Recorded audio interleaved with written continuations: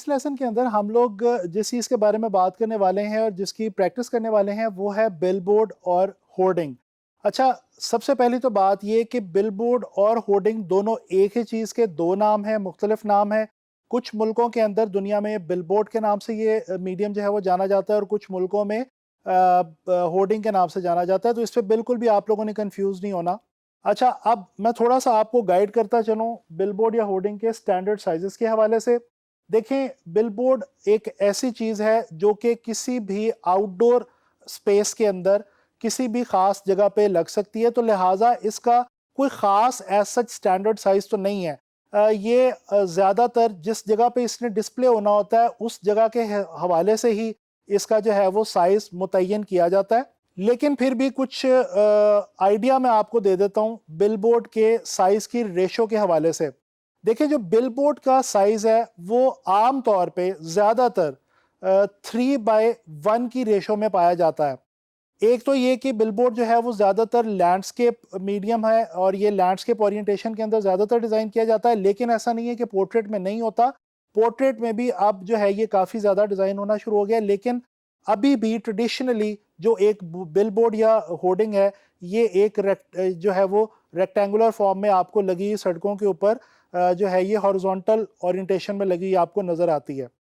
अच्छा जी, इसका जो 3/1 का रेशो है उसके अकॉर्डिंगली एक आपको एग्जांपल देता हूं कि मिसाल के तौर पे रोड के ऊपर 60 फीट विड्थ और 20 फीट हाइट की अगर एक बिलबोर्ड लगी हो या एक होर्डिंग लगी हो, तो उसका जो एक्चुअल साइज का रेशो है वो 3/1 का है, यानी कि उसकी विड्थ अगर 3 है तो उसकी हाइट जो है वो 1 होगी। अच्छा, अब जब हम डिज़ाइन करने लगते हैं बिलबोर्ड को या होर्डिंग को, तो उसमें हमें जो एक मेजर प्रॉब्लम साइज़ के हवाले से आता है, वो अगेन इसी वजह से क्योंकि ये एक लार्ज साइज़ का मीडियम है, तो वो ये आता है कि हम फीट को इंचेस में कन्वर्ट कर रहे होते हैं। देखिए, हमारे पास जो सॉफ्टवेयर्स हैं इलस्ट्रेटर और फोटोशॉप वगैरह, ये हमें फीट का यूनिट प्रोवाइड नहीं करते, ऑफ़र नहीं करते। इनमें जो सबसे बड़ा मैक्सिमम जो हमारे पास यूनिट ऑफ मेजरमेंट है वो है इंचेस का। जबकि ये जो बिलबोर्ड या होर्डिंग है ये एक्चुअली फीट के अंदर मेजर होती हैं और फीट में ही इनका प्रिंट होता है और इनको डिस्प्ले किया जाता है। तो हम बेसिकली करते क्या हैं कि फीट को हम इंचेस में कन्वर्ट कर लेते हैं। यानी मिसाल के तौर पे अगर 60 फीट बाय 20 फीट की एक होर्डिंग है, तो हम उसको कंसिडर करेंगे 60 इंचेस बाय 20 इंचेस। और हम करेंगे क्या कि रेजोल्यूशन जो है वो हम 200 की बजाय थोड़ी सी ज़्यादा कर देंगे, 300 या 400, या आइडियली अगर सिस्टम सपोर्ट करता हो तो इससे भी ज़्यादा रेजोल्यूशन जो है वो रखी जा सकती है, ताकि जो हम फीट को यूनिट में कन्वर्ट कर रहे हैं, यानी बड़े यूनिट को छोटे यूनिट में कन्वर्ट कर रहे हैं, वो चीज़ रेजोल्यूशन के मदद से कंपनसेट की जा सके। अच्छा, इसके अलावा अक्सर आम तौर पे हमारे जो सिस्टम्स हैं वो इस साइज को भी आसानी से सपोर्ट नहीं कर पाते, यानी 60 फीट 60 इंचेस बाय 20 इंचेस का अगर आप साइज लगाएं फोटोशॉप में और आप रेजोल्यूशन 400 लगा दें, तो माइट बी पॉसिबल कि अगर आपका सिस्टम जो है वो बहुत हाई स्पेक्स का नहीं है तो वो आपको डिले का शिकार कर सकता है फोटोशॉप में वर्किंग करते हुए। तो इसके लिए आसानी के तौर पे हम ये करते हैं कि अगेन वही 3/1 की रेशो वाला फार्मूला हम लगाते हैं कि 60/20 इंचेस की बजाय 15/5 इंचेस में भी अगर हम उसको डिज़ाइन कर लें, तो क्योंकि रेशो 3/1 की ही है, तो लिहाजा जब प्रिंटर उसको बाद में अपस्केल करेगा, बशर्ते कि रेजोल्यूशन हमने बढ़ाई हो, तो वो जो डिज़ाइन है वो ठीक तरह से प्रिंट हो सकता है। तो चलें अब हम चलते हैं सॉफ्टवेयर की तरफ और इस चीज़ को प्रैक्टिकली इंप्लीमेंट करके देखते हैं, और किसी फर्जी ब्रांड के लिए जब खुद से ज़ूम कर रहे हैं कोई हम एक बिलबोर्ड या होर्डिंग डिज़ाइन करके देखते हैं। अच्छा, मैं सबसे पहले जो है फ़ोटोशॉप के अंदर न्यू डॉक्यूमेंट जो है वो ले रहा हूँ, और यहाँ पे जैसा कि मैंने आपको बताया, मैंने विड्थ जो है वो 15 इंचेस रखी हुई है और हाइट जो है ये 5 इंचेस रखी हुई है, 3/1 की रेशो है, और ओरिएंटेशन मेरी जो है वो लैंडस्केप है।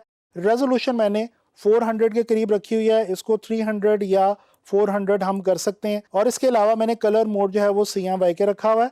अब मैं डॉक्यूमेंट क्रिएट करता हूँ, तो ये देखें कुछ इस किस्म का साइज़ हमारे सामने आएगा, कुछ इस किस्म का स्केल हमारा जो है वो बनेगा बिलबोर्ड के हवाले से। तो चलें, बिलबोर्ड के साइज के हवाले से तो हमने समझ लिया कि हम उसको किस तरह से मैनेज कर रहे होते हैं। अब हम एक बिलबोर्ड जो है वो डिज़ाइन करके देखते हैं। अभी इस वक्त आप लोगों के लिए मैंने एक फ़र्ज़ी ब्रांड जो है वो बनाया है बर्गर्स का या फास्ट फूड का, और ये बिल्कुल एक टोटली एक फ़र्ज़ी ब्रांड मैंने खुद से जो है वो नाम दे के वो मैंने बनाया ताकि हम प्रैक्टिस कर सकें, just for the sake of practice. तो चलें उसके हवाले से ही हम कुछ जो है वो होर्डिंग या बिलबोर्ड की लेआउट जो है उसको डिज़ाइन करके देखते हैं। अच्छा जी, सबसे पहले तो हम क्या करेंगे कि बैकग्राउंड जो है वो सबसे पहले इंपॉर्टेंट होती है और हम सबसे पहले बैकग्राउंड क्रिएट करने की कोशिश करते हैं। ग्रेडियंट टूल के ऊपर मैं आऊँगा। यहाँ पे हमारे पास ये कुछ कलर जो है वो हमारे पास मौजूद है, सयान 7, मजेंटा 100 और येलो 23 की मदद से। अच्छा, ये कुछ मैंने कलर इसलिए चूज़ किया है क्योंकि ये फास्ट फूड या कुछ फूड के हवाले से थोड़ा सा ज़रा इंटरेस्टिंग और लाइवली सा कलर है, तो इसलिए मैंने इस कलर को यहाँ पे इस वक्त चूज़ किया है। ये मैंने एक ग्रेडियंट टूल की मदद से एक बैकग्राउंड जो है वो यहाँ पे क्रिएट कर लिया है। अब मैं क्या करूँगा कि मैं यहाँ पे आपके पास मैं आपको दिखाता चलूँ कि ये एक मैंने फर्जी लोगो जो है वो डिज़ाइन किया हुआ है ABCDE बर्गर के नाम से, और इसी को हम यूज़ करेंगे अपनी प्रैक्टिस के लिए। अच्छा, यहाँ पे मैं बैकग्राउंड के हवाले से ये एक और चीज़ अभी फ़िलहाल जो है वो बनाना चाह रहा हूँ। वो मैं क्या कर रहा हूँ, मैं पेन टूल लेता हूँ और पेन टूल की मदद से मैं एक यहाँ पे एक खुद से एक ऐसे ही एक शेप जो है वो क्रिएट कर लेता हूँ। अच्छा, अब मैं क्या करूँगा कि मैं रोटेट टूल इलस्ट्रेटर में हम लोगों ने पहले भी सीखा था, यहाँ पे आके ऑल्ट की मदद से मैं ये जो मेरे पास सबसे नीचे जो एंकर पॉइंट पड़ा हुआ है इसके ऊपर आके मैं ऑल्ट की मदद से डबल क्लिक करूँगा और ये रोटेट की मेरे पास एक विंडो जो है ये पॉपअप हो जाएगी। अब यहाँ पे एंगल जो है ये मैंने 15 जो है वो रखा हुआ है, इसको मैं करता हूँ जी कॉपी, इसको मैं ये देखें। अच्छा, अब ये हमने कॉपी की है। अब हमने और कुछ भी नहीं करना, बड़ा ही सिंपल है। कंट्रोल डी मैं आपको बता चुका हूँ, रिपीट की कमांड है इलस्ट्रेटर में, ठीक है। कंट्रोल डी मैं प्रेस करता जा रहा हूँ और ये देखेंगे मेरे पास एक बड़ा मज़े का पैटर्न जो है ये बन गया। अब मैं इसको सारे को पकड़ता हूँ और थोड़ा सा मैं हॉरिजॉन्टली स्ट्रेच कर लेता हूँ। ये स्ट्रेच मैं क्यों कर रहा हूँ, क्योंकि मैंने इसको बिलबोर्ड के डिज़ाइन के अंदर लेके जाना है और आप लोगों को पता है कि जो बिलबोर्ड का डिज़ाइन है वो रेक्टेंगुलर है। इसको अब मैं यहाँ से करता हूँ कंट्रोल सी यानी कि कॉपी, और यहाँ पे न्यू लेयर लेके फोटोशॉप में इसको मैं करता हूँ जी paste as a smart object, ठीक है। यहाँ पे इसका मैं साइज थोड़ा सा जो है वो बढ़ा देता हूँ। अच्छा, यहाँ पे अब ब्लेंडिंग मोड हम लोगों ने देखे थे, आप लोगों को याद होगा, तो यहाँ से आके मैं इसको कोई से ब्लेंडिंग मोड जो हैं वो अप्लाई करके देखता हूँ, और ये जो हमने एक एक्स्ट्रा लेयर एक बीच में ऐड कर दी थी उसको मैं डिलीट कर देता हूँ।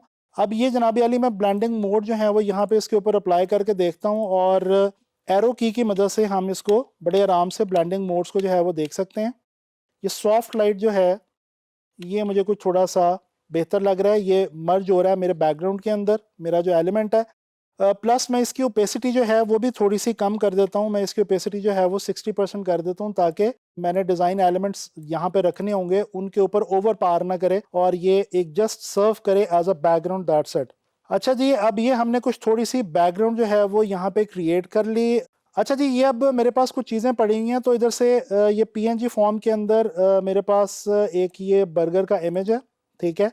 और क्योंकि मैंने आपको बताया कि हम बर्गर या फास्ट फूड के हवाले से काम करने लगे हैं, तो ये हम यहाँ पे इसको ला के जो है वो प्लेस कर देते हैं। इसको थोड़ा सा मैं और छोटा करूँगा, ठीक है जी। और इसी तरह से मेरे पास ये एक कोला की PNG जो है ये पड़ी हुई है, ठीक है।